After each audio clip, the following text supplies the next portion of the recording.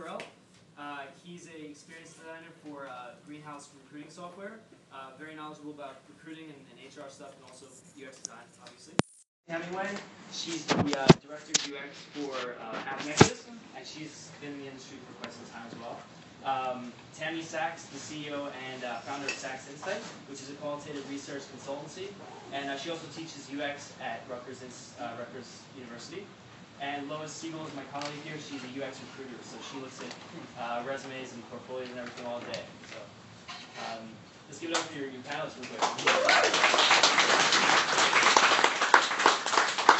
So I wanted to get a quick idea of who we have here. I don't know how many people are already in the UX space or have been trying to get into it.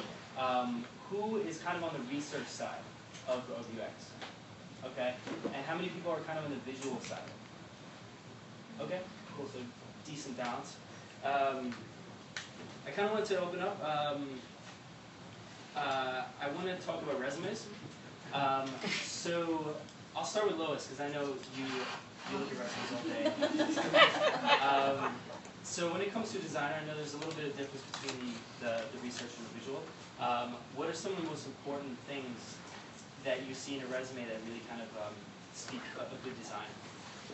Well, first and foremost, a good designer has a well-designed resume. There's a lot of people that say, oh, my portfolio speaks for myself, and they don't realize that if the hiring manager doesn't see something that looks clean and neat and simple, they're going to imply that you don't have those skills. So it's important to pay attention to your resume and make it as you would a design, simple and clean and intuitive. Any thoughts from the hiring side of that you guys do a lot of hiring? Well, I'm a researcher, but we look for people that, I think there's a thin line between research and design these days, because anybody who's a researcher that can't tell a story visually isn't going to get very far in their career. So, you may be an inside person, but we're looking for consultants who can talk to senior management and speak in very visual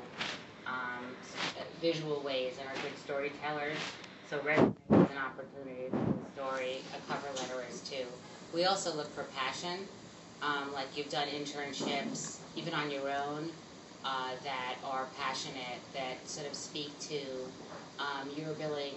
I don't know if anyone's read the Netflix playbook on hiring. It's really great and inspirational about A players, but A players basically drive their own career path. So a resume that shows that you've done those kinds of things is one that catches my attention and the people I work with. Yeah, and just to add on to the visual design point, obviously a lot of people in the room are more focused on UX side of things and the visual side of things, but to your point, everyone needs to tell a very clear, coherent story. And so if I see poor visual design on a UX design resume, it's an indication to me that that person can't assess design, which is different than being able to do it for themselves. There are so many resources out there. You can find templates out there. You can find things that can help put together a very nice looking visual resume, even if visuals aren't your specialty. So I actually never read resumes. I go straight through and go to the portfolio, because for me the visual. But I absolutely agree with Lois. I think with about a 95 to 98% accuracy rate, just by looking, not reading their actual resume, you can tell if the portfolio is going to be any good. So you can basically say, this guy's or girl's going to be awful, but I'll click through anyway and look at the portfolio. So just, again, not necessarily reading, but how does it visually chunk out? Is it clean? Is it on a grid? Is it just considered or thoughtful at all? Just to jump off that, I know you actually kind of mentioned it. What are some big no-nos in resumes that you see that kind of make you toss that resume aside and kind of not consider it? The biggest one is the resume doesn't match with the role that I'm looking for or the role that that person applied for. So if I'm looking for, say, a UX designer, I open up the resume, it's featuring research positions, it's featuring JavaScript engineering, whatever it is. If it's not directly related to the role and I can't understand, is this person making a career change? Is this person, if I can't understand the story of how the resume matches to the role, then that's a really big flag. On the visual side of things, I think what you want to look for is very or what I look for, is very clear hierarchy and very clear grouping of things. And so if I just see a wall of text, or like it's Times New Roman edge to edge, and the typography is awful, like that's just, you know, not a good sign of things to come. And also the portfolio link not being a link. I know that's like the smallest thing in the world, but to your point, I'd like to click through the portfolio pretty quickly. I'll scan the resume, go to the portfolio. And so if I can't, first of all, if there's no link, that's a flag. I'm like, is this person out of a portfolio? What's going on? Researchers too, I think researchers should have portfolios as well. I agree. And if I can't get to the portfolio, either you don't have one or you're making it hard for me, so then I'm like annoyed. And then if it's there and like maybe you designed it in a program and then exported a flat image so nothing's actually a link or something, like things like that, small little barriers are just in the way when they don't need to be. Just general lack of thoughtfulness, I'd say. Like, I mean, you're a UX person, you're thinking about everything that you're doing, like how the other person's going to interact with it. And Exactly. that's How like, they would receive it. yeah, like it's just kind of a lack of thoughtfulness. So I totally agree with everything you're saying from a visual perspective. Another kind of, it's not a disqualifier for me, but it's kind of a pet peeve, and I'm interested to hear what other people think, is there's kind of this trend going on with resumes where they have all these different skill sets and they've got some sort of little graphic around like the percentage of like mastery they have of Photoshop or JavaScript or whatever. I really dislike those. They're not meaningful at all. I think it's an effort to make the resume a visual design, which I think is entirely unnecessary. It just needs to be clean, and like the visual hierarchy needs to be really nice. But a lot of people really go over the top and try and make their resume like a work of art, which for me personally, I do UX, I do product design. It's a little bit of a red flag. It's not a disqualifier, but it to me would probably signify sort of a disconnect between how we approach design in general. I don't hate it with as much intensity as you do. But I agree that, you know, those are subjective, and I think it's enough to say you have a skill. My pet peeve is if someone says they're skilled in something and they're not. So if you know, looked over a manual for Axure, don't say that you know how to do Axure. You know, I mean, it's just be able to account for everything that's on your resume.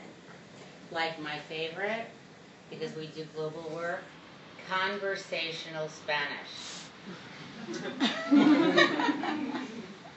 ¿Cómo está?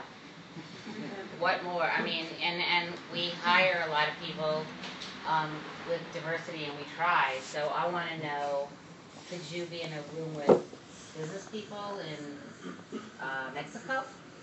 Like, that's the kind of thing that I think is, I just put a few that are I wrote to toss.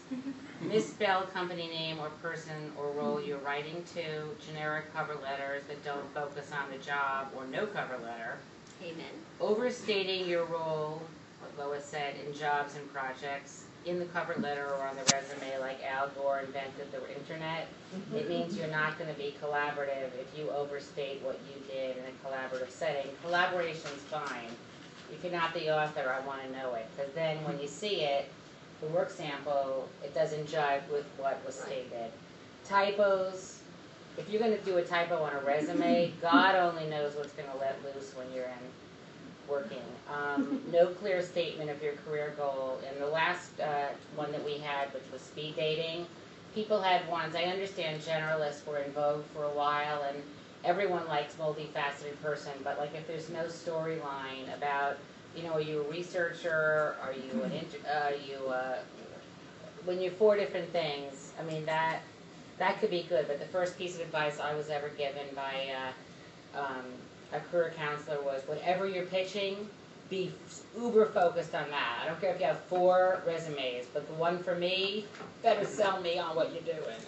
And using language that's what I call SAT, or, you know, sort of like not conversational, because in user experience we like to engage people, not turn them off.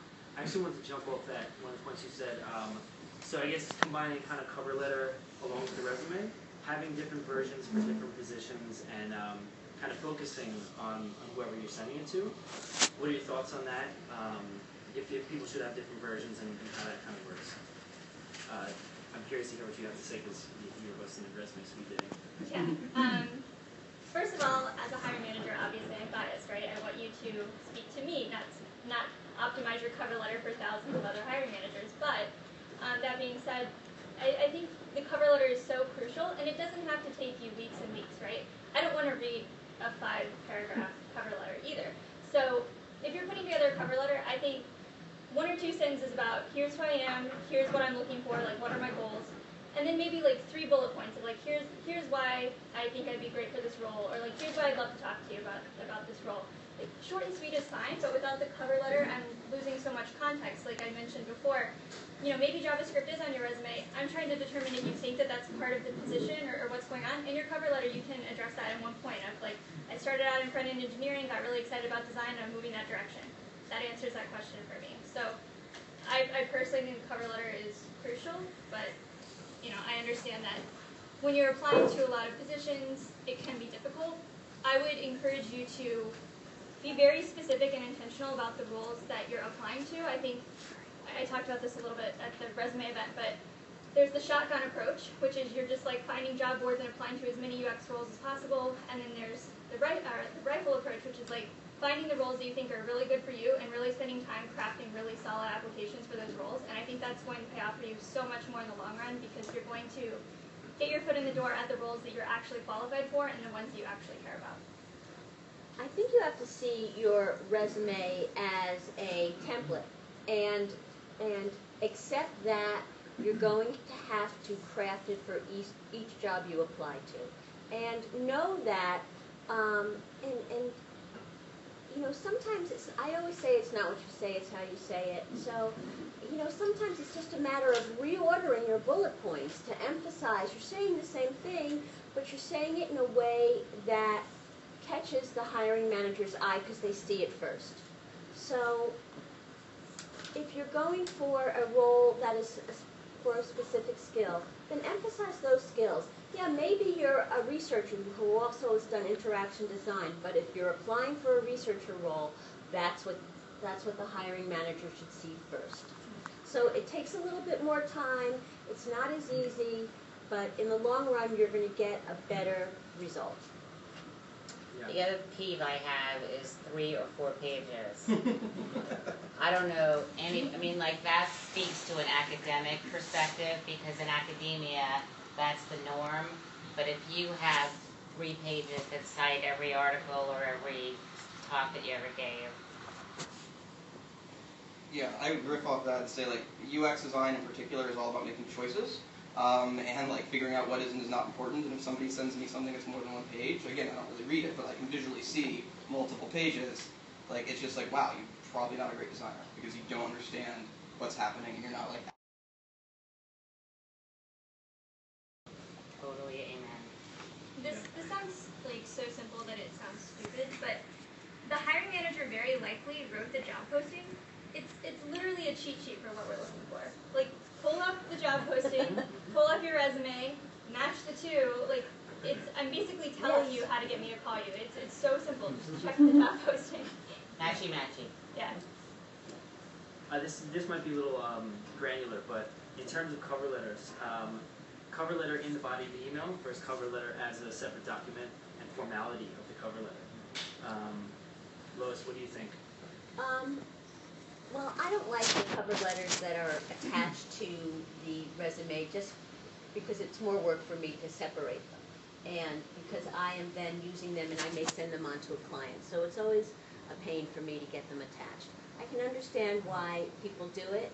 I don't feel strongly about it. I think as long as it's not a generic cover letter, then and it's obvious that you've done your homework, then okay. If you're applying directly to a hiring manager, then it's all there in one place for them. So we're going to move on to portfolios in a second. We're going to have a Q&A at the end, but I want to take one question in between each section. So everyone's going to have a chance to ask questions. If someone has a question that they have specifically directed, shoot. So I'm sure you get hundreds of resumes going through. So do you look through each one, or what's the one thing that's kind of sifting through the masses?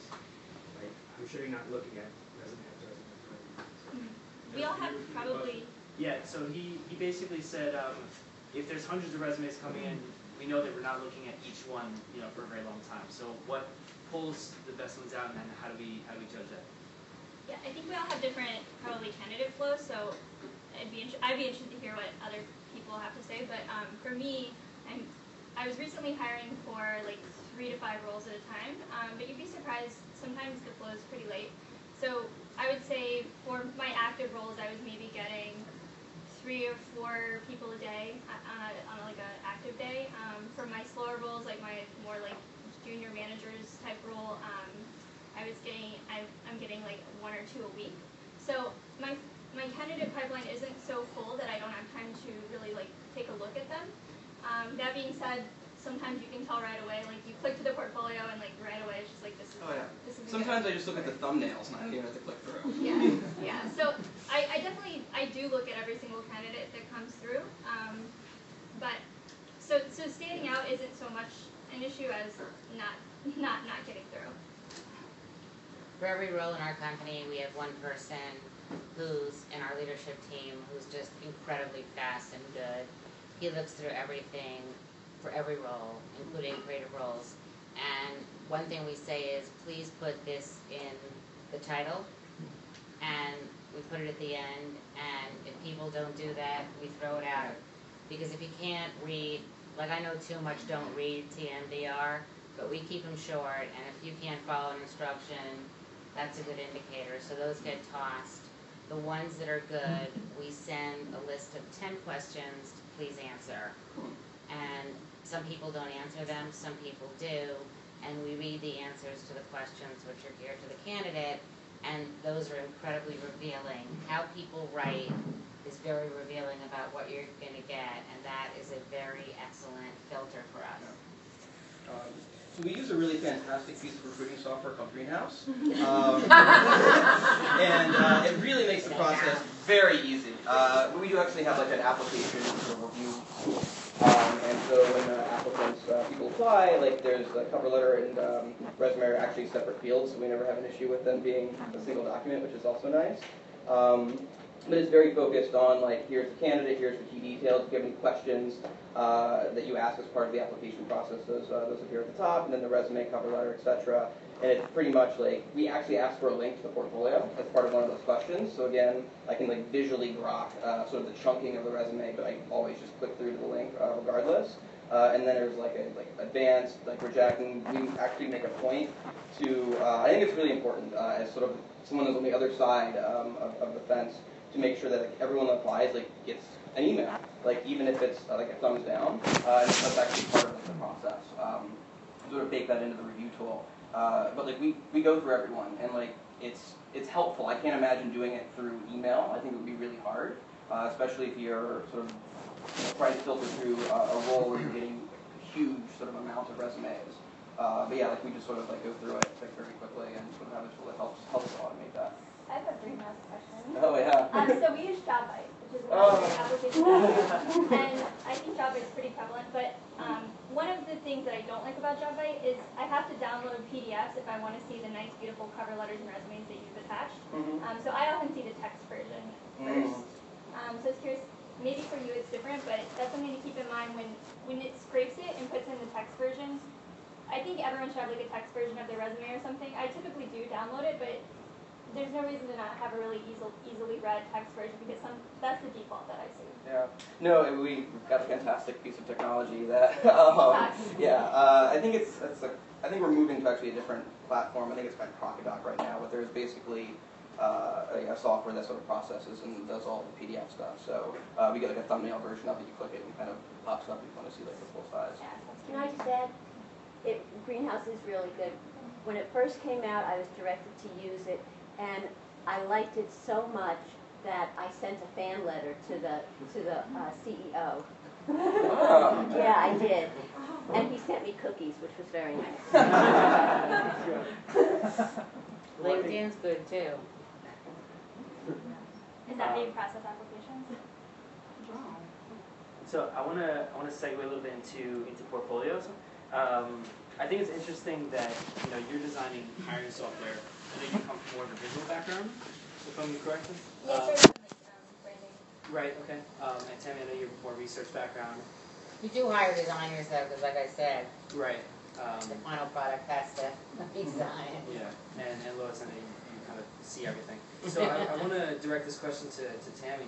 I get a lot of questions from research-oriented designers that maybe they get into a little low fidelity, but they're mostly on the research side, and they often have questions about how to structure their portfolio, how to structure case studies, if it's primarily research and research findings. So what are your thoughts about structuring your portfolio? You know, the only times I love infographics and I love flows. So I like when somebody who's a researcher tells a story visually and they either show me a work sample or something that's a passion project where the actual research and design are baked in together.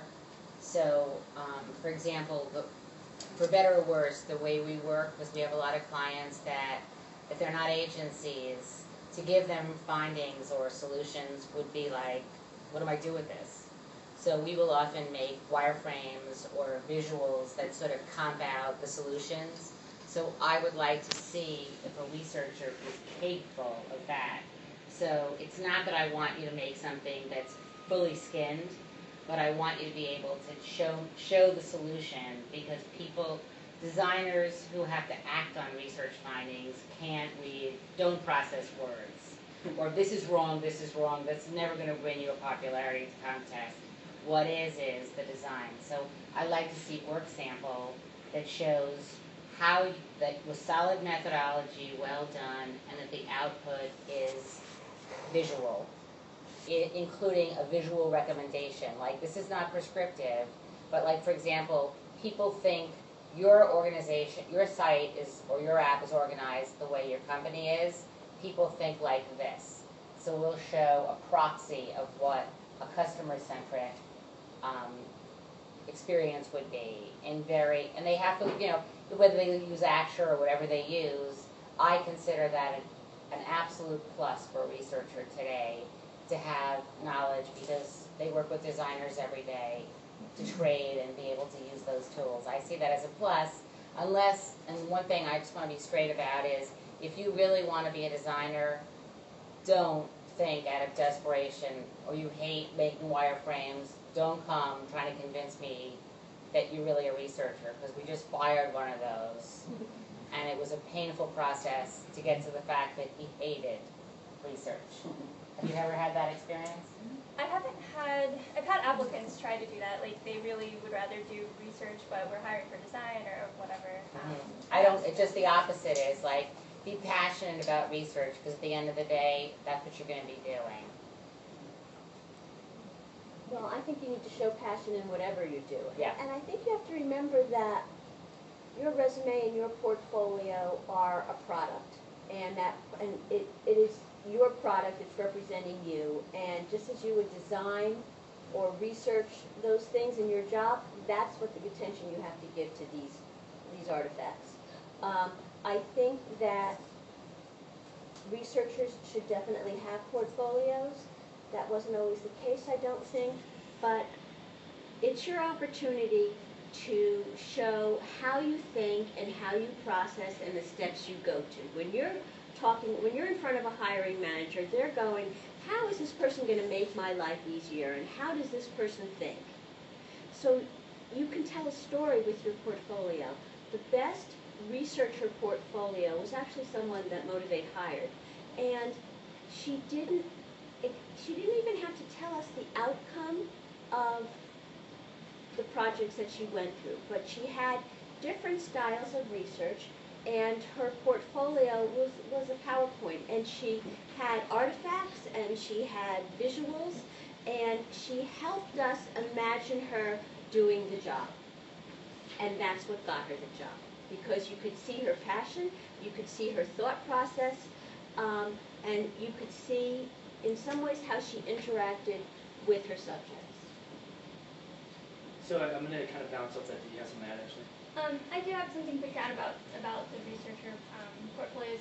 So that we want to see a very coherent narrative in terms of the deliverable examples themselves. So like you said, how are you making recommendations to designers and things like that. So narrative within the work sample is important. but I actually want to see like a meta narrative of why you're doing that project, how that project went, what types of people did you work with, and I think that's so important because design, I think, has come a long way in terms of getting buy-in within organizations. I think a lot of times organizations, if for no other reason, they think that they need a mock-up so that the engineers can build a product or whatever. So we've got a little bit of buy-in there on the design side. For me and my organization, research is always where we have the most legwork to do in terms of advocating for why we need research. So seeing researchers that are aware of like that need to advocate, that need to like match the right research process for the project or the problem we're trying to solve, like that kind of like meta narrative is really important too. Right. Michael, I want to ask you, what does the perfect case study in a portfolio look like for you? Case study. I think, and I'm always interested to hear how other people approach the sort of the evaluation of portfolios in general.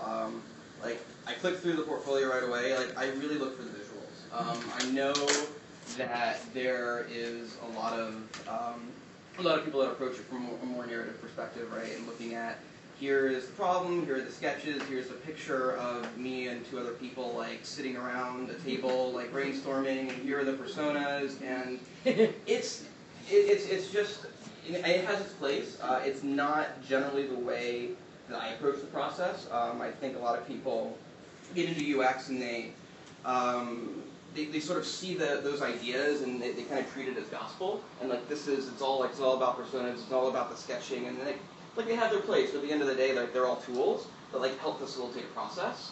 And I really kind of zoom in on the visuals. I generally kind of scroll past that. To me, if there's too much of that, it actually is a little bit of a turnoff. Again, mostly because I approach design, and it's not generally how I do it. The thing I always say when it comes to UX is that at the end of the day, all of our work is trash. It gets thrown out. It literally exists only to facilitate a process. And I think a lot of people lose sight of that, and they get very into sort of the fetishization of the process itself, and personas, and all these things, and they sort of lose sight of the problem that they're trying to solve. And so for me, it's important that people can kind of string those things together. But when I have 50 different resume or portfolios to look through, I got to weed out the most people as quickly as possible, right? You have a pipeline set up. A lot of people come in the top, and you sort of progressively narrow it down. And I'm not reading through things. I'm looking for the visuals. I'm looking, does this person potentially have the visual competency that we need for this position? And then if so, I'll reach out and get on the phone with them. I have a more, a higher sort of I just thought of this. To me, UX, your fetish thing was hysterically funny to me because to me, people think UX is precious and businesses are trying to solve business and marketing problems. So if you're, first of all, in our world right now, UX, or customer experience, is across every touch point. It's customer service software. But I love to see a variety, that you've either worked across channels, in a store, solved different kinds of problems, linked different problems together, and tied it back to how did you move the business forward, or what was the impact of what you did? If there's some kind of a metric, do you understand and speak business? I would say that's my biggest thing, because if you want to talk about accessibility, there are people in UX that believe you should include people who wouldn't use the product in your sample. Good for them. I think that's a waste of money. And so do my clients. Business is the operative word. And a lot of people totally, I think that's what I'm hearing from you. It's precious. It's not precious. It's part Cover of it. pages, the design of the personas, and curated pictures. Why is that important? If that was important, no, it's important because you picked two personas that drove sales up 30%, then I care about your personas. Right. Yeah, specifically for my team, we have very well-defined career pathing, and that's something that I'm working with some people currently on. The difference in my team, the difference between a designer and a senior designer, a researcher and a senior researcher is the like business-minded impact, and not just doing things for the sake of doing them. I think my more junior designers are very, and rightfully so, right? They're learning their craft and they're getting into the process and they're very like doing things for the sake of doing them and doing them well. But to get to that senior level, I think you need to have context for if what you're doing doesn't have impact, then it doesn't matter. Yeah. So, another question I get a lot of time is NDA stuff, NDA work on portfolios. I just got one today. She said it had to be password protected on the Dropbox and everything. What do you guys think when it comes to scrubbing and building a process out of something that's under NDA and really kind of getting that understood by the hiring manager? Any of you guys can I just want to see the visual, and I want as few roadblocks as possible. Like, I don't mind if something is behind a password. If it's like in the cover letter, the resume, it's like, here's the password. There's a number of times where I've actually had to like look for the password. It's annoying. So yeah, I don't mind. It makes sense. Like, I get that you're working on projects that like you can't sort of publicly post, but I need to see the visual, and like you need to make it easy for me. I will toss out anybody that shows me anything that's revealing of some other company's work. Out the door. I have gotten people show me the full product in front of me, and they'll say, we can only show it to you. Well, if you do that to me, if you did it to them, you do it to me, and you're out. And I've seen great people, and I've said, bye-bye. I think that's the line that people dance on is they want to show their work, like Sue said, but they don't want to step across that boundary. So I feel like it's a little red zone, and I'm curious to hear. Well, there's two ways to get around it. One, do a passion project for a nonprofit that's fully accessible. We often make deals with clients and say, we'll do this pro bono if we can have the rights to show it. So that means if you are going to go to the next job, you can show it too, if you did it for a nonprofit. And the other one is, if you and the client presented it publicly and it's in the public domain. Those are the only two exceptions. Otherwise, I don't care how smart you are. You're not discreet. Unethical. Unethical. That's what I think. Ashley, yeah. I asked a question. Yeah, go for it. Actually, I didn't know, you actually see my portfolio randomly went out yesterday, I think. I can't read your name tag. Matthew. Oh, okay. Yeah. Hi, Matthew. Nice to put a face to a name. But no, you kind of alluded to this. So on my portfolio, I kind of straddle that world between business. Like I have a blog side where I just talk about the general user experience of various different industries, the things I see around me.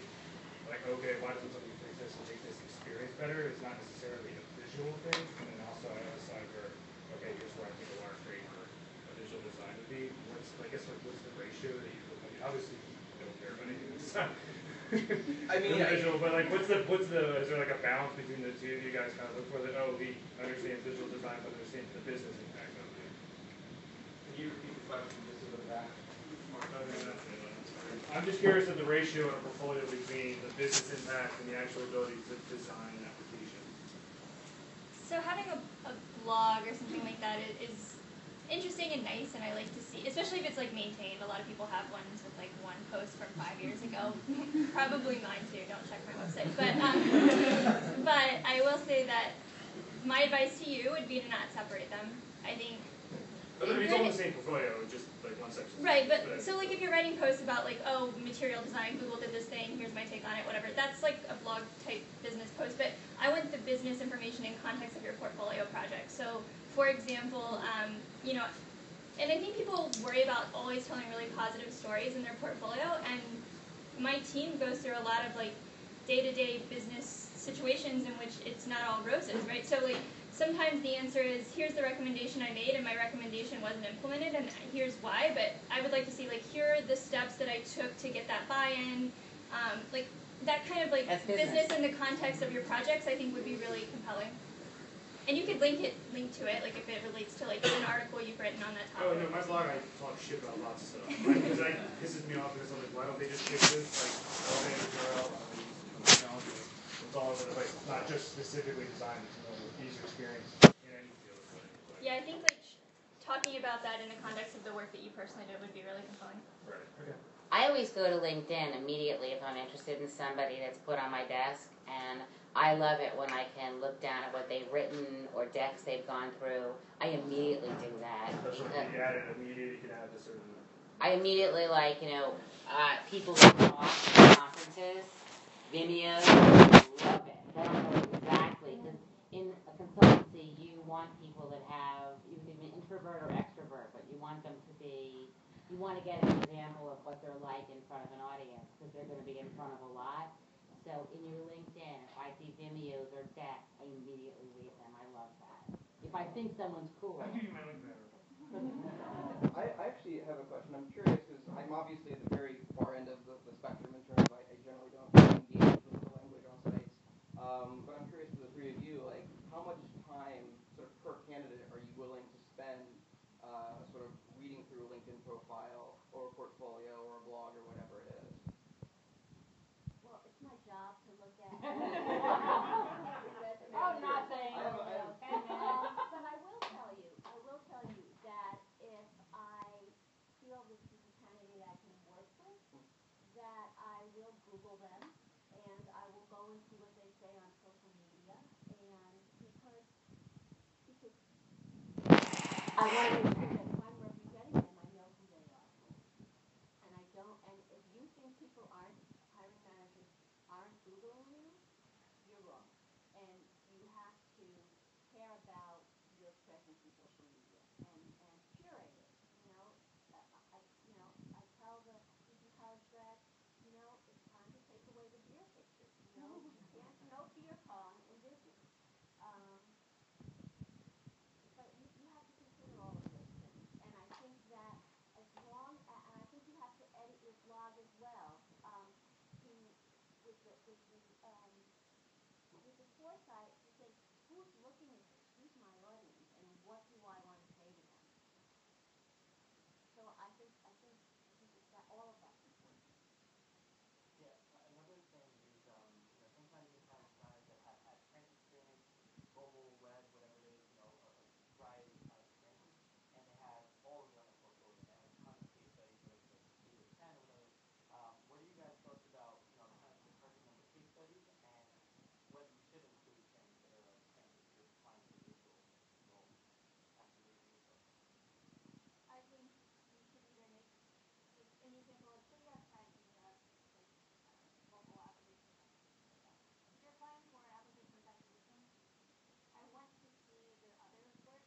If you want to represent it in some ways, fine, but maybe it's like a footnote to whatever else is going on.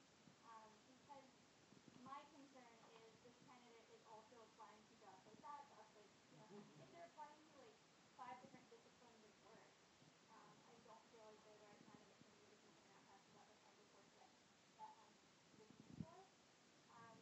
Yeah, I think that's like minimizing case studies that aren't related is important. And the other thing that I would recommend is, I think too many case studies are a problem because I think people want to show a wide body of work. But as a hiring manager, what's difficult is I've talked to a website and a lot of portfolios have like 12 or 15 thumbnails on the front page. I don't know which one you think is the best representation of your work. A lot of them are like group projects and things. I might not even know your role. It's interesting to me to see what you think is your best work, because usually there are stronger examples and weaker examples, and if I find weaker examples, I'm wondering like why you posted them and if you think that they're good. So my advice would be to have like a featured project, and then if you want to show like a body of work below that, I think that would be nice.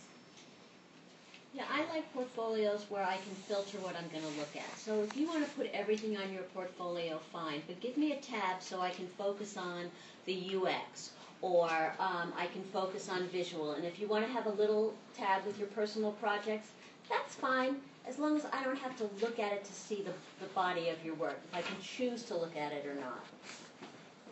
Yeah. And and one more thing. Don't, I don't really care what you did 10 years ago. Okay. So don't put the old stuff on there that is not modern, that is not pertinent to what's standard now, because it's just going to make you look like dated and not evolved in your career. So I'm going to transition over to interviews. First, I want to take a question. If anyone has a question on portfolios, go for it. I guess I'm sort of more in the visual and front-end dev side. Do you have any feelings about whether someone's made their own site from scratch versus using Squarespace or Cargo or anything like that? I guess if you're looking for research roles. Just want to repeat the question. So her question was portfolios made in Squarespace or whether they build a website, kind of what's the difference in what's that? Was that directed to somebody? No, I'm just wondering if anyone had any particular... I mean, if I'm looking to hire someone whose like job it is to create websites and code, then I think it's absolutely important. Otherwise, to me, it's totally irrelevant. And I'd actually would say that the best some of the best portfolios I get are actually linked to Dropbox PDFs. You have so much more control over the experience. It's linear. It's simple. It's the crappy portfolios you get from the UX perspective are ridiculous. The number of times I have to hit a back button, to navigate to through a portfolio is absurd. Also, I hate parallax. I just can't deal with it. That's UX. I mean, that speaks to your understanding of the discipline. Yeah, bad navigation happens frequently. A lot of times you'll click on something, get a light box. If I hit the back button, it takes me from the whole site. It's not good. I don't typically hire for coding roles. I mean, my team does prototyping, but I have checked the source code on things to see if I see anything about a WordPress theme or something, if I'm particularly impressed by it. And I've seen people also call out I made this site, maybe some snippets of code or something, but not a huge factor for me because of the roles that I hire for. Cool. So I just want to transition to interviewing for the UX position. I kind of want to take a little bit of a different approach and talk about you guys interviewing for your positions as you kind of climb the ranks as designers. So I guess from when you started interviewing to the point you're at now, what are some of the things you've learned about interviewing that are kind of the biggest lessons you've learned? Actually, I'll start with you. Sure. So to answer in a kind of strange way, I'm from Ohio. I'm born and raised in Ohio. Lived there. You from Ohio as well? Yeah. Wow. Takeover. There's a surprising amount of us in New York. So polite. Unbelievable. Cleveland. No, I have a colleague who will go on about Cleveland for 20 minutes. She rocks.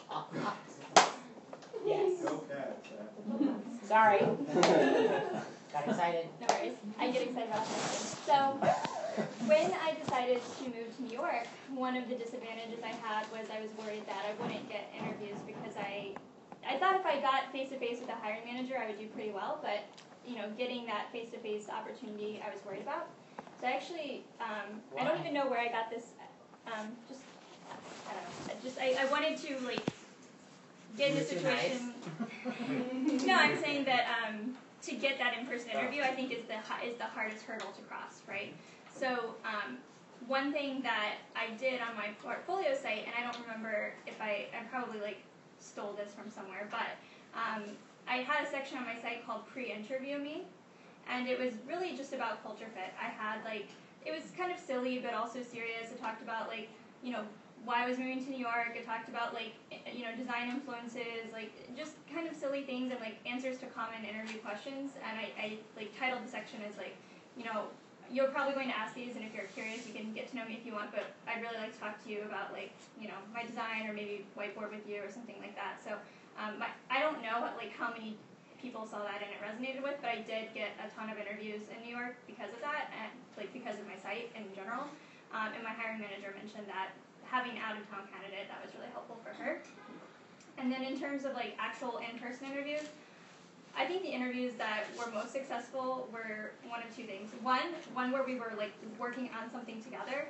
I think by the time you get to an in-person interview, they should already have a good sense of your background. So I think the in-person interview, the conversation there is show me what you can do right now. Because even as a hiring manager, I don't trust portfolios that much because they're so curated and you can take so much time on them. So I actually send my candidates design challenges, so I know what they specifically can do, and I have very strict criteria for how I rate those. So any kind of in-person interview where you can I don't know, even if you're just talking with someone, if you're in a room with a whiteboard, grab a marker and be okay, am I capturing this right? Or just kind of play with some ideas. I think that collaborativeness is really really helpful. And then the other kind of interview that I think is great is to get as many of the interviewers in the room at one time as possible. This is controversy at my company actually, but as a candidate, it's exhausting to tell your story to every person over and over again. And by the end of the day, you're like, I don't know who I've told what to. I'm repeating myself, like, what's going on? So I personally did well in the interviews where I was able to like get maybe 5 people around a table and we can all just have a collaborative conversation versus me trying to like tell this narrative over and over and over again. I think that's a great point. I mean, us interviewing here at Motivate, we try to get as many people in the room as at once to kind of avoid the retelling the stories. I know, Mike, you've been at Greenhouse pretty much from the ground up. So in terms of your interviews before that and for Greenhouse, what did you learn? So I guess I'm in kind of an unusual situation because I've not really done very many interviews. I interviewed for I think an internship at Razorfish when I was in school, and then since then I've just kind of like through referrals have been very fortunate. And even like Greenhouse, like I got prospected by the CEO for like another project I worked on. So I fortunately can't speak sort of to my personal experience. From sort of a recruiting perspective, I do know a little bit sort of about that process and kind of given what Greenhouse is and what they do. And I would say, like, and you kind of touched on this a little bit, is that people are notoriously bad at conducting interviews. They walk in unprepared, they don't know your background, they don't know what questions to ask, and it's a really bad sign if you meet with several people and they actually ask you the same questions, because it means they don't have their shit together. So that's just like, you shouldn't have to repeat yourself. Like, we do separate interviews, but they're all very deliberate. Which, as a candidate, is actually an opportunity to kind of take control of the situation and express and convey sort of what you want to. So like think about like what the role is, think about the things that you want to talk about, and very often like you can kind of take charge of that conversation. And a lot of interviewers, because they're lazy and because they don't really have a purpose for why they're there, will kind of sit back and let it go. Like there's actually a relief. I mean, again, this is probably the wrong way to interview, but as a candidate, it's actually a pretty big opportunity to tell your story. Yeah, if they're like just having you walk, them through your resume, like they're not prepared. Yeah. So talk about whatever you want, I guess. Yeah, if I can just play devil's advocate, I think that you all have to be prepared for that kind of interview. Sometimes the asking of the same questions is intentional because the hiring group is trying to assess the truth of what you're saying. Like, how did he respond to this? Well, he's told me this, he told you that. Where they're looking for consistency. So even though, yes, it's difficult, an interview is a test in some ways. And so the way you pass it is with consistency and with honesty and with passion for what you're doing. And that's what each interviewer should be looking for. And sometimes it's in the form, in the best interviews they've said, okay, you're going to ask about this and you're going to ask about that. But that doesn't happen, and you have to be prepared for what generally happens. And we try and get more than one person in the room, but I think that you have to be careful as an employer. You have to be careful with that as well, because it can feel like, for the candidate, it can feel like an interrogation, and you're not really seeing the candidate in their best light because you're making them nervous. I don't agree. I'm sorry. Sure. Just kind of that. Just a couple of things. One, it's been a long time since I interviewed, but like you, I've never had. I've had a resume, but it's always been a referral. And I can't tell you guys. It's the vouch for thing. Half the people in my company come recommended from somebody else in my company because it's like, oh my God, so-and-so is such a great culture fit and such a culture advocate. I want what they're having, So that's one thing. And that could be at any level. The second thing is, I was told by the best, again, this woman probably no longer alive because that's how old I am, but she said to me, whatever you are, be the way you are. Dress the way you dress. Speak the way you speak. Now, anyone who knows me knows, like you, within 10 minutes, I'm going to curse. It's never not happened. I have employees that just go, but it just happened. And I once I went to J. Walter Thompson and I said, I don't give a shit about that. I can't believe people are so, and I didn't get the interview. And I'm so glad because there are companies that will do the most unethical things that I think are abhorrent, but you can't curse. It's like, I worked in advertising, that's what you did, at least then, you know what I mean? So, like, they think you a freak, and I mean, I tone it down for clients that don't find that okay, but I just think that you gotta fit into a culture. So you gotta be who you are, and I gotta say that people who sweat and have a very sweaty handshake, I am in a client-facing business. If I scare the shit out of you, which I don't usually scare the shit out of people, but some people in my company do scare the shit out of people, it's not a good sign if you get all sweated like that. Like we have fake it until you make it. So I think that's really important, that you're able to put your big girl and boy pants on and do that. I mean, I don't like interrogations. I think they're bad, but some people are going to do it to you, so you better, like clients are going to do it to you in the back room, right? So you're going to get that at one point or another.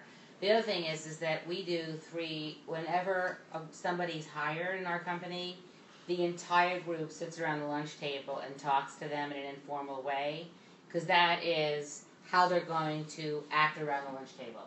And that's, to me, a very different test than how they're going to interview. That's how they're going to work in a group. And everybody in a team has to say thumbs up to a candidate or their thumbs down, because after all, it's them, they're going to work with them, not the management team. Yeah. So I think that's cool. I can't vouch for that enough, because the worst thing is to have somebody who's a lone wolf and you've got a highly collaborative culture, and they go up and they hide their homework until it's time. It's like, it's not going to work. They could be the most brilliant person, a nice person, ain't going to work. Yeah. It's got to be you. I wanted to jump off a point that a couple of you made. I think it's something that people don't really think about, but it's really important that interviewers are not always good at their job at interviewing. It's hard. And, It's really hard. You know, It's separate skill set. I know some people here that have interviewed and find it difficult because they're not getting asked the right questions in order to qualify themselves for the job. So at that point, if you feel like you're in that kind of interview, how do you steer the interview, and what do you do at that point? Mike, I think you had something to say about this before. Yeah, I mean, I think, well, my advice was steer it. I don't know tactically if I had anything specific to do. I mean, you can kind of control the conversations. You start to ask questions, I think, to some extent about sort of what the job is and what the challenges are, and things like questions along the lines of, like what would I need to do or accomplish in like the first 6 months to be like successful here? Will be really revealing to like whether it's going to be a fit for you or not, but from a skills perspective. And once they start to sort of talk about those things, it's sort of an opportunity to sort of match up sort of your past accomplishments and the things that you've worked on in a way that maps to sort of the things that their milestones that they're saying. It's a big Lou Adler thing, which is sort of most significant accomplishment, sort of an interviewing style, basically about asking candidates what they've done in the past, like that's similar to sort of the things that like they're going to have to do in the job. And so you can kind of steer it a little bit, and I think the whole process is really about sort of judging fit. Like at the end of the day, like as a candidate, you want to communicate like the things that you can do and things that you're good at, and like they're going to evaluate whether that like matches up with like what the job requirements are. Yeah, really quick, I want to let you finish, but there's a book by Lou Adler. It's called The Essentials of Hiring and Getting Hired. It is basically something you really want to read in terms of like interview techniques and really kind of nailing the interview. So just in case you want to read that, The Essentials of Hiring and Getting Hired. Yeah. Anyway. Yeah, I think you definitely want to go in. I think like a couple days before the interview, you should think through your past experience and definitely have like 3 to 5 stories in your back pocket and think about like what those stories are illustrating. And then to your point, I think that's a great idea of ask questions, and then when you see what the interviewer is kind of asking around, hopefully you can match a story up to that. I think that's probably your best bet, as well as just paying attention to the titles of the people who are on your interview loop. For example, when I'm hiring for a designer, they'll meet with a product manager first, then they meet with a research team, make a paper prototype, test it, then they do a design iteration on that. My interviews is very like hands-on, and then they do a presentation at the end to the team about like what they did that day. And I think even we give them information the day before about what that loop's going to look like, and we tell them specifically what each part of the loop, what the topic is at hand. But if you're not given that, maybe you could could infer that. If you see that you're meeting with someone from another function of the company or something like that, you can think about like what does that type of role care about when working with UX and kind of steer the conversation in that direction. I love your point about when you have to work, because there are some people, I'm probably one of them, that just talks too much in an interview, and it's like, okay, enough about you, what about me? Because sometimes you're tired, you don't meet, you're just like kind of exhausted. So I love the idea. I love when I say, and what do you have to ask me? I have a very bad reaction when people haven't thought about the answer. I don't care if people say to me, what's your 3 to 5 year plan? I think that's great. If you're going to be, that says to me, you may want to hang around for 3 to 5 years. I better have a good answer. I feel like I'm on my toes. I like someone like that. I tell candidates to ask questions that make the interviewer imagine you in the role. So you're not going to ask personal questions about salary or vacation or hours or, ask questions about the job that make them know you've done your research, that you know about the company, that you're interested in what they do, that you're curious about what they do. And it can be questions, like a good basic question is, how can I judge success in this role? What do I need to be successful? Then that opens a dialogue. And then you can address those things. There are opportunities to reiterate what you think is important. If they haven't asked you a question that you want to answer, it's your chance to craft a question that will allow you to give them that information. So give a lot of thought to that and do your research. Prepare for the interviews. How much does intuition play in the role? I mean, you see somebody's resume, they come in, but how much within like the first 5 minutes does your gut tell you, yeah, this person may or may not fit? I think the intuition kicks in on the phone screen, like, immediately. For me, design's all about communication. Like, fundamentally, like, that's what it is. And, like, obviously, like, they need to be smart, but they need to be articulate. Like, not just a little articulate, like, notably articulate. And for me, like, that's in the first minute or two, if not sort of less time on the first phone screen. I would say we do a phone screen, usually 2 phone screens, and then a design task before they come to in-person. So we have a pretty high pass rate for candidates once they come in person, because we've spoken with them on the phone, we've had some extensive conversations, they've had an opportunity to ask questions, which is really important, and they've done a task, and I actually see sort of like what they've done sort of separate from their portfolio, and see how they solved a particular problem. And like I get that task back, and you know very, very quickly whether they're good or not. And so the in-person, a lot of the in-person is to sell the candidate, actually, for us, in terms of how our process works, in terms of the number of people that we bring on site, is to really get them to meet the larger team. As you're saying, like, sometimes you interview with different team members. So we have like an engineering team, and there's always an engineering interview, a collaboration interview there. And so a lot of it for us is like, it's at the phone screen, for me, mostly. And very few people come to in-person and like bomb. Just to play devil's advocate, I actually am trying to get really good at forcing myself not to use my intuition. I worry that I'm biasing myself towards people that are like me, and I see a lot of times in my team that the diversity of teams and different backgrounds, different ideas tend to make my team really strong. So I try to be very like structured about what I'm looking for and like measure against that. And actually my in-person interview loop, like I said, each loop has a core competency we're screening for, and we have like maybe 2 or 3 like bullet points under that, and we ask the interviewer to rate the candidate on a scale of 1 to 5, and we specify what that means. A 3 is like this person could do this role, a 4 is this person would like knock this out of the park, and a 5 is like this person taught me a thing or two about this topic. So it's a pretty like strict scale. But I do look at, people give me like qualitative information, my interviewers tell me like notes and things like that, and I read them. But I think like having a number behind it is also, like, I like to have both. Not that there's a score I'm looking for, but just so we have that analysis. And I tell my interviewers, especially in the like group presentation portion, they have to send me their scores before they talk to one another, because I think it's really dangerous after interviews. People start talking and the group is influenced by other people's opinions. When I'm reviewing design challenges that we do before we bring someone in for an in-person interview, I always have another person look at it and score it separately from me. We actually put it in Evernote and we turn the text white so we can't see what the other person wrote until we score. And it's interesting because there are definitely times in which I think the candidate bombed and someone else thought they did good, and vice versa. And you know, it's good for us to then meet and talk about, like, you know, the reconciliation of that. So I like to think that, like, my intuition is good, but I also don't trust it. I agree about the projection piece. You know, and it doesn't happen as much in research because I think we're researchers, so, you know, after interviewing as many hundreds of people, we're pretty good at it. People that are high empathy, that listen carefully, that don't answer the question they wanted to answer, but the question you asked. Those are some just sort of basic stuff, like that. If you can't interview with me, you can't interview with a participant. And if you make me uncomfortable, you're going to make them uncomfortable. So that's intuition in that regard with a researcher.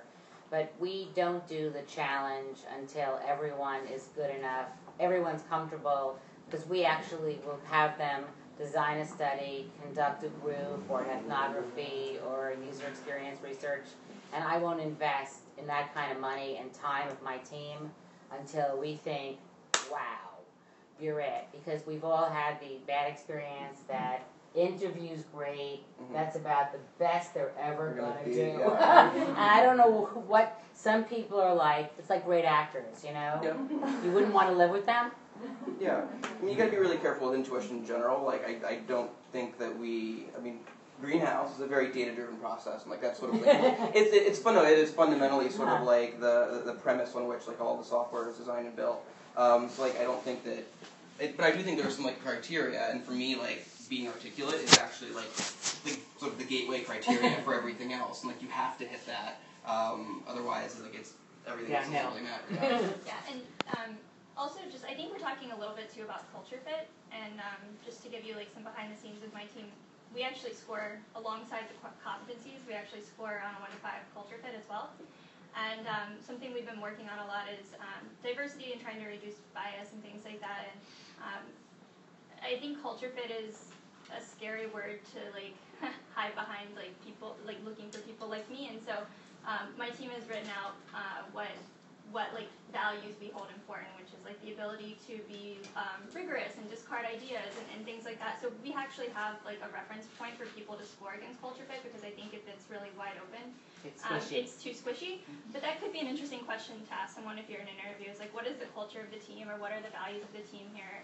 And that would give you a good sense of not only like help you tailor your answers to that, but also like tell you if that's even somewhere you want to work. Because to your point, when we're in the in-person interview portion, I'd say like half of those candidates we end up making an offer to because we're so thorough before that point, and we're trying to sell the candidate as well. But if it's not a good fit for you, it's not going to be a good fit for us either. Yeah. So I want to transition over to personal branding in a second, but I want to hear briefly what the worst hire you made was and why that was the worst hire. I'll be honest, as a manager hiring person, I'm super junior. I've been going through the process just now. I have a little bit more sort of depth of knowledge of the process because I've been designing the software that supports it. So I've only made 2 hires. Well, no, 1, 2, 3, 5. They just haven't started yet. 2 of them have started. So no bad hires. 100% reference so far.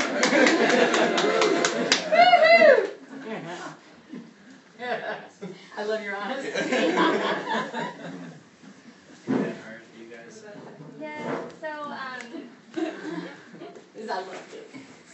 I won't record, but let's say this one hire was kind of a group decision. And I think the thing that was the hardest is this person just wasn't very enthusiastic. And I think part of it's personality, and we kind of chalked it up to personality, nerves, and ultimately as a manager, like I can teach someone how to be a better designer, I can teach someone how to be a better researcher, we can find professional development resources, take classes, but I can't make someone care. So I think like that's a lesson that I've had to learn is if the motivation isn't there, it's just not going to be there. And maybe for certain roles, like there are definitely companies where people are looking for workhorses to just like come in at 9, crank out work, leave at 5. That's fine. But for my team, that's not what we're looking for. So if I don't see like some sort of passion about what we're doing, I don't see that changing when you get into the role. Our worst hire, and it's so funny because of our culture, was, I'll call the personality or the persona drama queen.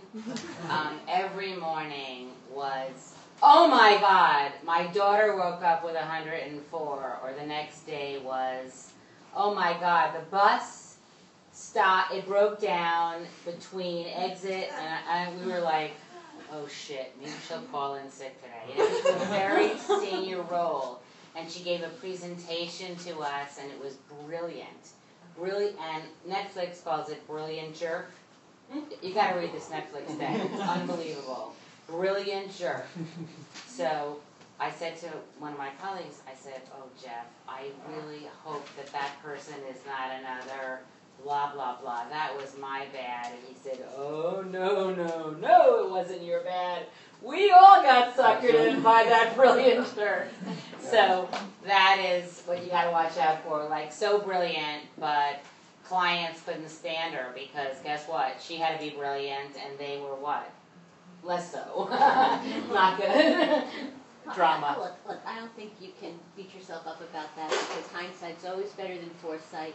And you're making a decision on someone in a very brief period of time. And it's like dating, you know what I mean? It's like you can like someone, for the first date, the second date, the third date, but maybe after 3 months you're not so in love with that person. The gloss is off the relationship, and everyone's more relaxed and maybe showing those parts of their personality that are not so attractive. Yeah, but you know what? We didn't, because she was so senior, we didn't demo her running a group or doing an interview, and that would have instantly revealed that can talk, can't listen, and that was our bad. Like, we thought she was above that, and no one is. No one's above a test. I'm super curious because everything that I do is around like the process of the hiring process, the recruiting process, whatever. At what point, do you say you just have a bad process in place? Like if you look at sort of the number of candidates that you hire, what percentage of good hires do you have to bad hires before you take a step back and say there's some chance in it, but at some point we're not doing a good job with the interview process. Like how many bad candidates percentage wise before you throw a red flag? I gotta tell you, since we did this, everyone in the group has to want them. It has to be 100%. It's really, we had one it's risk averse decision making. What I'm saying, not only that, but it's like if 2 people secretly can't stand the person, that's gonna come out. Mm-hmm. Or it's 2 people that just rubs them. Some people just rub each other the wrong way. I don't know why. We've had some people that I actually, because I'm more of senior management's like this, and I'd say, is that guy going to make it? Tammy, give me 90 days. And you really do. Some people have to get there. Some people have to screw up. And, some of us are quick learners, and some of us screw up royally before we nail it, and you got to give it 90 days. And I actually, we use a headhunter, or I know you're not supposed to say that word, but whatever, a search consultant. And we both agreed after this last mistake, which was just a mistake, like Lois said, it went from good to bad fast. We both agreed that you need to, we would change our terms to 6 months and not 3 months on a senior hire, because it really does take that long before you fit in and figure it out. And if you're not willing as an employer to give 90 days for the person to get settled, you're not committed to being a good employer. Yeah. So other people feel anything about Ashley, what's been your experience about the sort of the jury is out? We don't do any kind of 90-day trial period type situation because the nature of our product is so technically complex. It takes at least a month to onboard to what we do. So that's why we're so picky about our hiring, is that it's a huge investment, and when we choose to hire someone, we're really investing for the long term. So that doesn't really come into play, I guess, for us. I guess when do you decide to fish or cut bait is the question. Yeah. Luckily, I haven't, at least at Nexus, I haven't been in a position of needing to fire someone due to a performance issue. Even my low motivation person was able to turn it around. So we've been lucky. Part of that's just the nature of the company growing so quickly that we're hiring and growing more than we're worried about that kind of thing. Cool. So I wanna kind of tie everything we discussed together into personal branding. I think most people have a LinkedIn or whatever, but I do have people that come to me and don't have a LinkedIn. They don't really think it's important.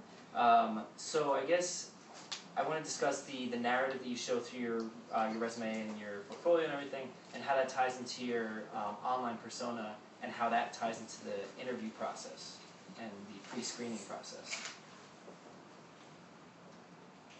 Michael, you can. Yeah, I mean, personal branding, I don't know. If I work at a tech startup, if someone doesn't have a LinkedIn profile, we're not going to hire them. It's just, basic. And, if you're looking for a job, your LinkedIn profile should be filled out, and, filled out thoughtfully in the same way that, the resume that you submit with an application is. In terms of personal branding, especially with, a designer where you've got some sort of cover letter or resume that has some sort of personal brand that ties into the website, it's a nice thing, right? You got again, it's all about the sort of the little thoughtful touches. That it's not something I specifically look for, but it's one of those unconscious things. Branding in general is generally like that, and so I think if you can be thoughtful about that in terms of the brand and design of sort of the materials that you're submitting as part of the application and whatever is represented in your portfolio. It's kind of an unconscious thing. It's not something I deliberately look for, but if it's done well, it definitely, I think, elevates people. And obviously, it's the better designers that do that in the first place. What do you think about a candidate who doesn't have a resume and says, look at my LinkedIn profile, it says everything? Because that tells me they're lazy.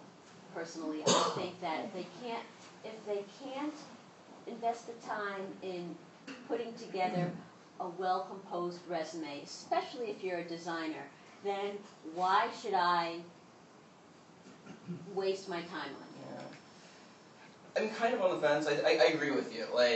If you're applying for a job, it takes effort, and as an employer, you need to see evidence of that. And so, to some extent, I don't think resumes are super relevant, but the presence of one is kind of important. So yeah, it's one of those things. Again, one of the best portfolios that I ever saw was a PDF, a Dropbox link, and I didn't even read it. You just start scrolling through it, and it was a tremendous amount of effort and just so thoughtful. Didn't read it. You just go through it, and it's wow. You can get a sense for how deliberate it was, and it was tailored to exactly the types of things that I'm looking for. So as part of the process, I think the reality is that as a candidate, you need to show that effort, and you need to be really thoughtful about it, even if sort of on the other side people aren't reading through the details. You see a lot of resumes, we see a lot of portfolios.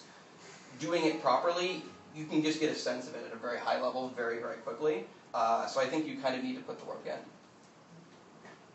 I think when it comes to passive and active candidates, that also might have an effect.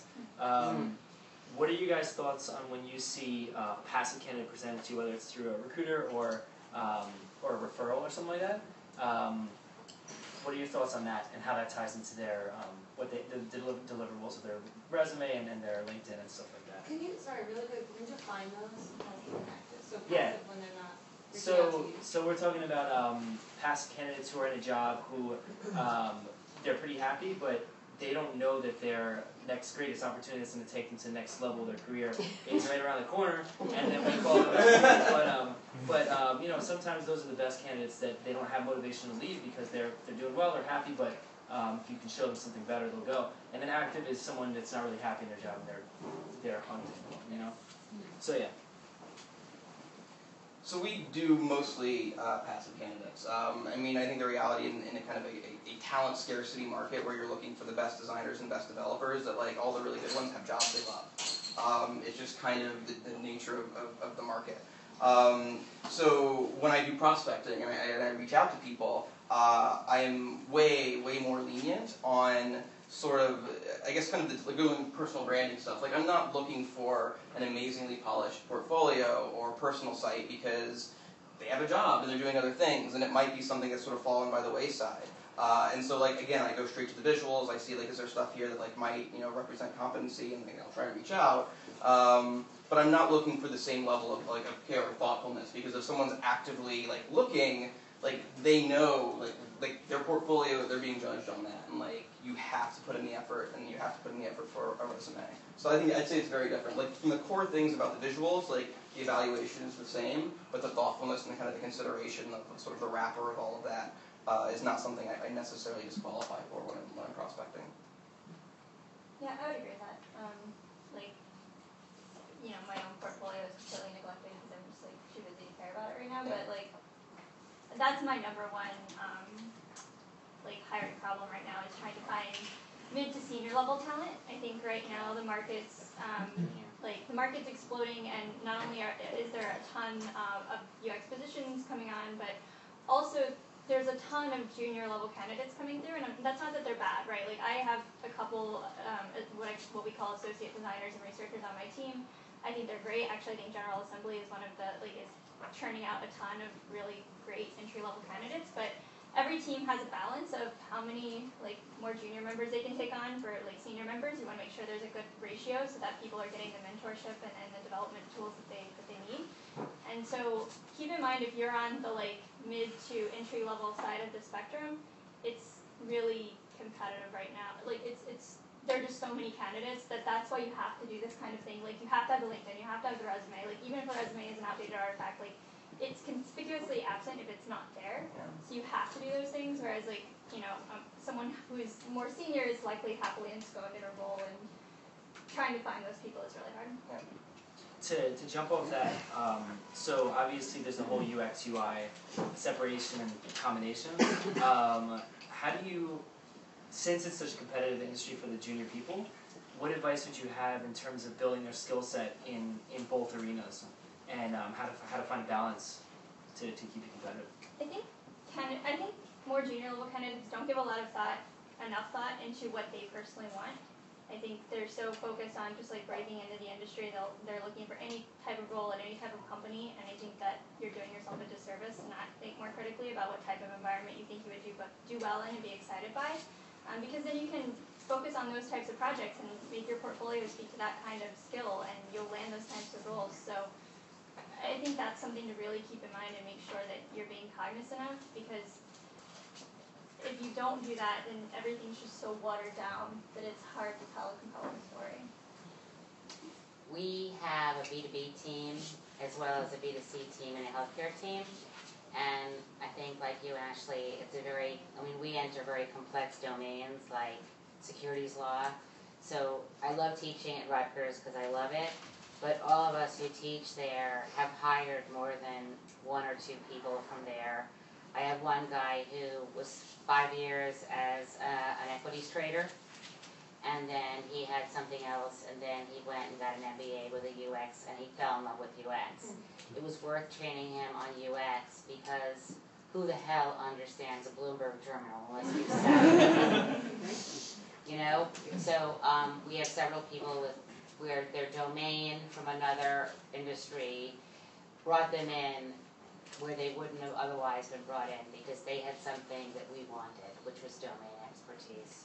That's exactly what I tell entry-level people, that if they're looking to break into the industry, that to use what they have. Leverage what they have. And so if you were, a teacher, target, educational technology, or an educational nonprofit. If you were in finance, target finance companies. It's pretty simple and pretty basic, but it's what's going to distinguish you from other entry-level candidates. It's what you have to offer beyond your basic training. It's invaluable. And I think candidates who are actually career switchers are more attractive because even if they haven't been doing UX before, they have professional experience, they know how to behave in the workplace, they know how to work on a team. Grown-ups. They're grown-ups. So I think, that's not a strike against someone at all. I think that can be turned into a positive if you package it in the right way. Yeah. So So I have a question. Can you be a UX person if you're not like a pixel pusher like Photoshop, making all those UI elements? Is it possible? Or can you just go by with like Balsamic and InVision, or do you have to actually create the prototypes and make them look nice? It depends on the role you want, right? So in the role that is being hired for. So I would again read the role description really carefully. Like in my team, we have visual design separate than UX design, so I don't care if the visual design isn't great. Obviously, your site. I hope your portfolio site is like a nice looking site, but the work itself is like wherever. And I think like tools don't matter. Like to your point about like the bar charts about how good you are at things. Like fine, you can list like that you know how to use Photoshop or InDesign or something, but like to me that's the equivalent of saying like I know how to use Microsoft Word. Like a tool is not a skill, so I don't care. So even like if your portfolio was really well done whiteboards that had like really solid ideas, I don't. The medium is irrelevant. I think the ideas are important. To jump on that really quick, I want to, I think, speak for you guys that you have your recruiters and you have your in-house teams that you apply directly to. There's a lot of recruiters that don't know what the hell they're doing, and they will get told by a hiring manager that this certain specific, but really by the hiring manager that they know that there's a lot of tools they can use, and the recruiter will screen out these candidates. So I guess what is your advice for candidates that are going through recruiters that may not know what they're doing? Work with a good recruiter. Yeah. Get tired. Took us years to find one. Yeah. And we have an internal recruiting team, and they specifically don't screen portfolios. They know to make sure that there is one, and ask for one if they have a good-looking resume and don't have one. But ultimately, they're not making those judgments. They're sending those to me, and if I am like swamped and can't do it, I'll have like a senior member of my team take a look. I think you have to have someone that understands the discipline to screen effectively. And a lot of people in our space, because the same thing about the huge number of jobs, there's a huge number of recruiters, and I went through ones that they don't understand some nuances that we understand that are like hugely important. And it's a total waste of time. Yeah, so be careful about who you, because they're going to represent you, and you're gonna if they're wasting my time, they're going to be wasting your time too. It's been a huge advantage for me because sitting in the office with the designers at Motivate, when I first started, they could explain to me why a portfolio was good or when it wasn't, and knowing what they do and how they do it and why it's important. It just allows me to ask the right questions.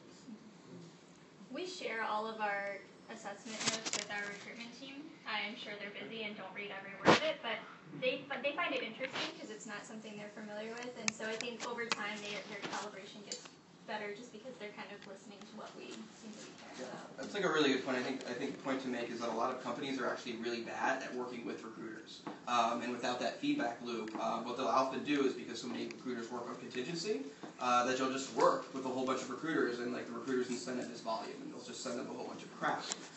And so without that feedback loop, it's just a bunch of noise. And obviously, if you're a candidate that one of those recruiters is sort of throwing through, like you're going to get lost in that noise as well.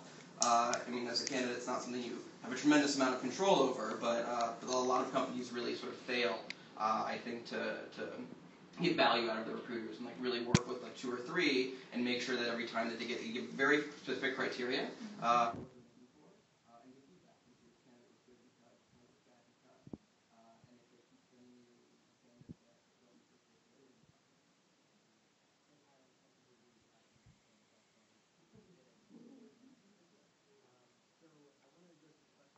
You guys have questions? More career things and moving from different industries.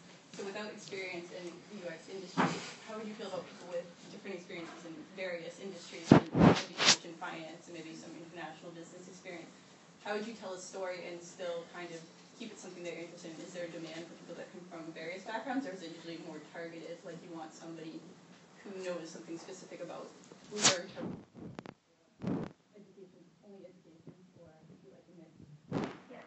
Definitely want to show some UX experience, even if it's a passion project.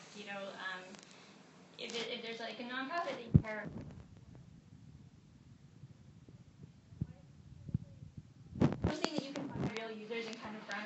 standards with, that's really important. But I thought the idea to tie it into to go after jobs that are related to that industry would make it Okay, I guess my follow-up question is then, is there demand for people, like, is there UX design that needs to be targeted exactly for finance, or is it like a company would be targeting clients from different industries?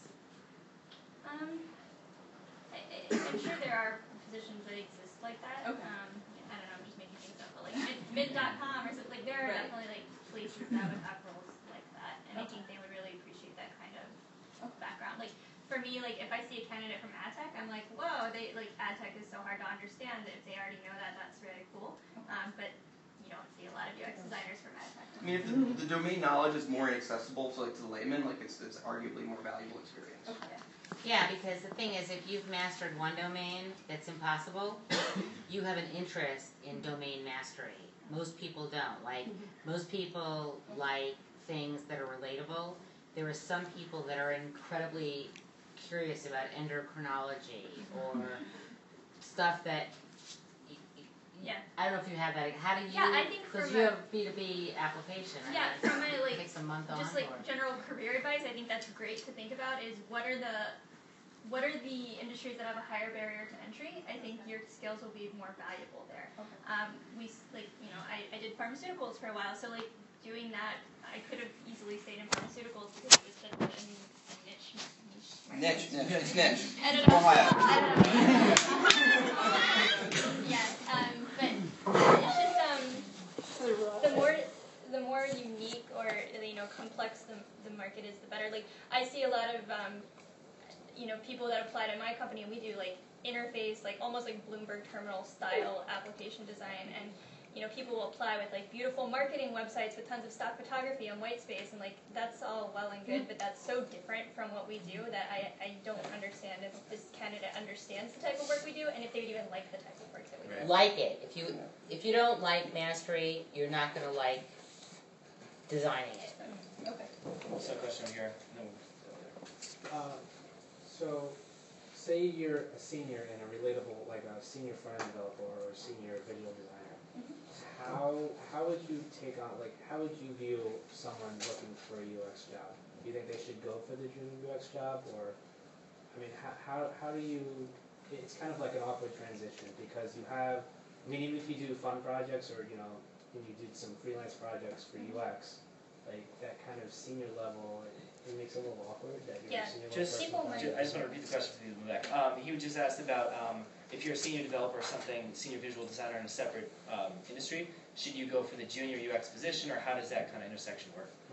I think it depends on the role description. For example, if I'm hiring for a team lead that's going to manage people, if you have management experience elsewise, then that's like really compelling and maybe could go towards a more senior role. In general, my career switchers start off as an associate level, and what I communicate to them is, you'll likely move up faster than other people. You'll catch on faster, and I think that it's very likely that those opportunities will become available to you. But I guess like I want to see proof of like those skills. So I think you might have an edge over candidates in terms of getting the offer, but once you get in the door, I think like I will put you in the role that I think your UX skills are best suited for.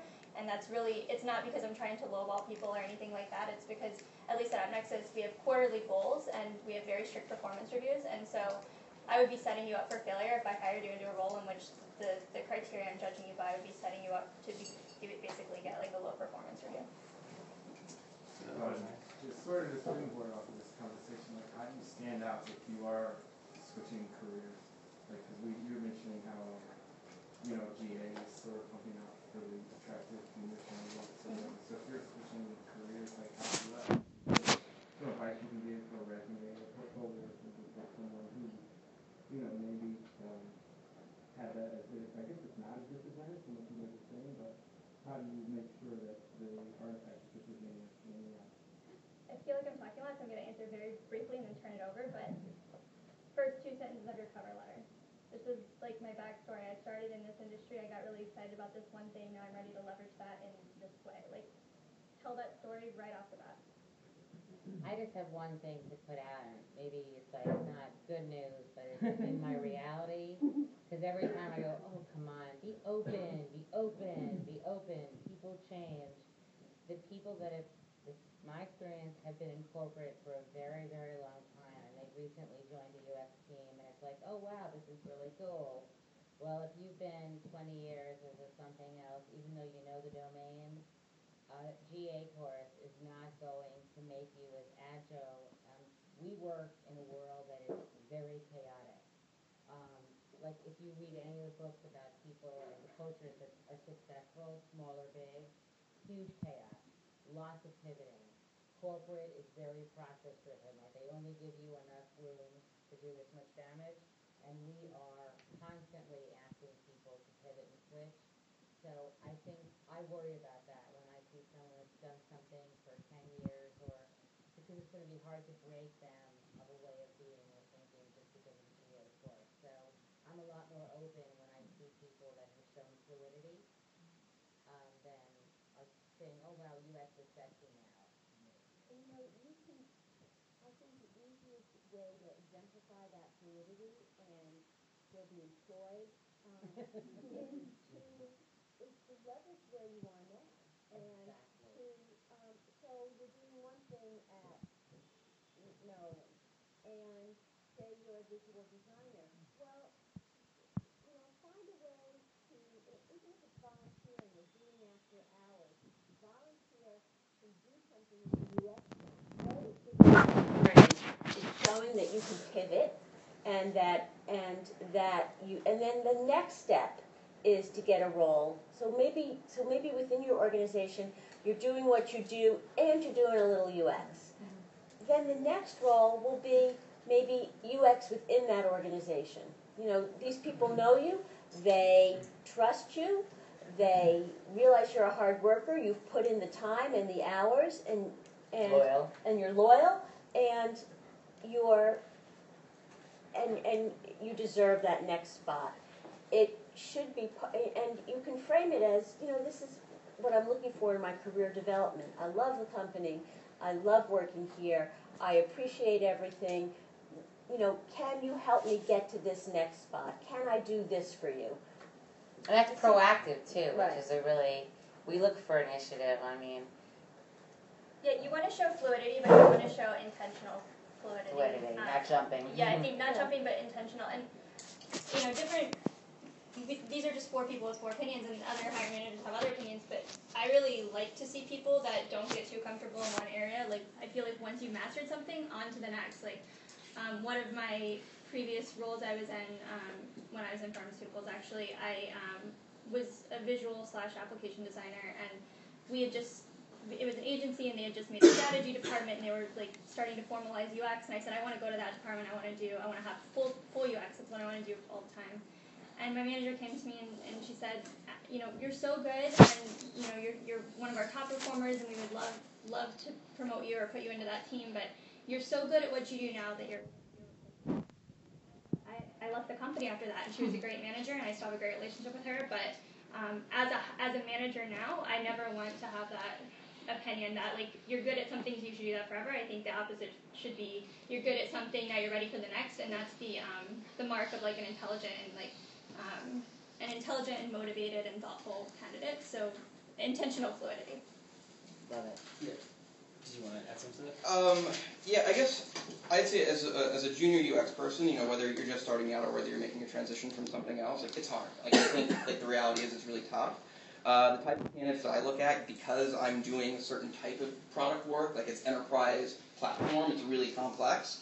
Like I can't feasibly take people out of like a GA course. Like even if they have a visual design background, they're trying to make that sort of smaller transition into UX. Like I just can't.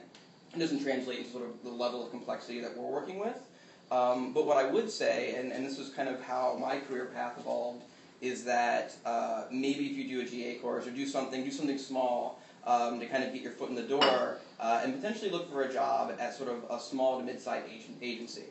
I think agencies are really great and really bad for different reasons. And for like a small agency, you don't want to go too big because then it gets very corporate, you get meetings. But you give a smaller agency, I started out at Razorfish, and like it was an interesting experience. But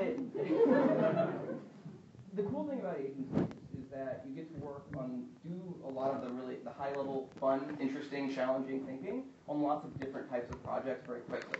And if you're trying to learn, there are usually more senior people around. You get to do the work, you get to do the thinking, and you get a lot of experience. If you go straight in-house, it's a whole different thing. Like the amount of UX work that you do in-house is actually a lot smaller because you're doing execution, you're doing collaboration with other departments. It's a very different experience. And as a designer, as you go through sort of the agency world and do all these things, you learn a lot. At some point, you plateau, and you don't get to have ownership over that work. And like often, you'll see people, which is myself included, make the transition from agency like into in-house to have that ownership. But then you have to put up with the execution, which is a whole other thing. But yeah, as a junior person, like figure out a way to like leverage what you have, do a boot camp or whatever. Look for like a good small agency where you can like do a lot of projects and actually do a lot of work in the context of senior people and get that feedback. And then when you feel like you've plateaued, really are sort of creating more ownership over something like maybe transition to in-house.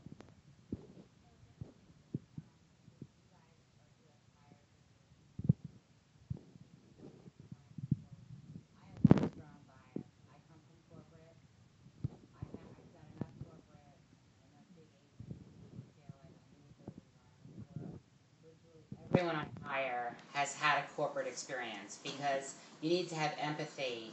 The worst agency people think their clients are idiots, and I would never hire anyone that has that.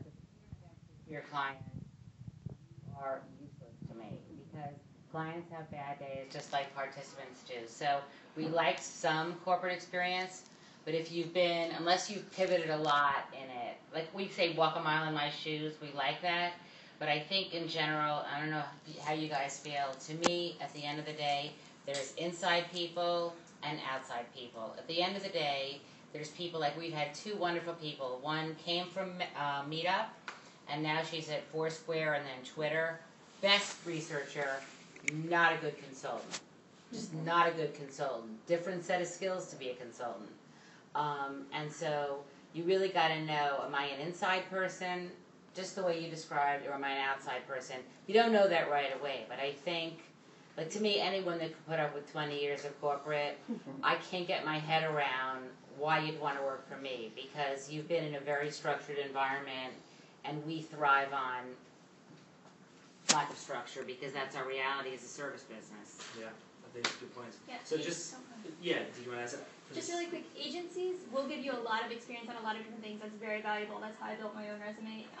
But when you're looking at agencies, look at agencies that have high contact with their users. Something you have to watch out for is you are sometimes like 2 or 3 steps removed from the user, and if you're trying to get good at UX and you're just going on your own assumptions, you're not doing yourself any favors. I so agree with her. So many of these big agencies ask stakeholders what they think and build it, and you're not going to learn UX. Yeah, that's a great point. Important point. I hear a lot of people here telling me that they interview for positions and they don't have any focus on the user. They make a lot of wireframes. Yeah, yeah. So I want to get you guys out of here on time, so I'll take one more question. I thought the interviews where it's become pretty clear about 20 minutes in that they're looking for a graphic designer, also the UX designer, and I really want the job because it's so clear how desperately they need UX. What are some ways I can kind of pivot? Or should I just go out and lost and move on? Did you guys hear that over here? Yeah, okay. Good. Are you, would you say you're on the more junior side of the scale or the more senior side of the scale? About middle, are close to senior. Okay, because I would say the one thing to watch out for, you know, there are a lot of startups in New York, like be careful about if you're really junior going into a place in which you're going to be the only UX person.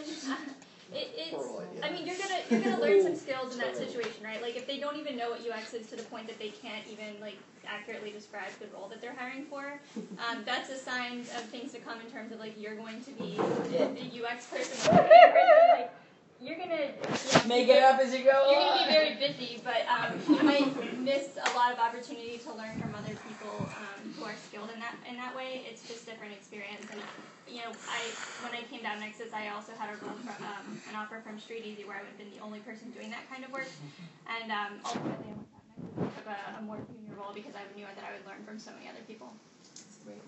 You're also going to face a lot of frustration because you're going to have to educate them before they accept your recommendations, and it's very difficult to get anything done. Nobody wants to spend their time fighting to prove that what they should be doing is what they wanted to be doing. Yeah. It's really, I think it's a time suck. Yeah, you would need to, I think before taking a role like that, I would want some assurance on their part, and I don't even know if you can believe it if they say yes, but I would want assurance on their part that you have ultimate sign-off on things like that, because you're going to have stakeholders that don't understand what you do, and if you can't advocate effectively to get your ideas implemented, you're going to be changing things because the CEO wants it to be green instead of blue. Yeah. So I want to make sure you guys get out of here on time. Feel free to stay for some snacks. I don't know who has been to the UX Lab and this is the first time. We have monthly, let's say monthly events. We have panels, networking events, hands-on design sessions where we bring in startups and actually work on real design problems with them. I think the next event will be next month or so. Maybe. Or so. This has been wonderful. Yeah.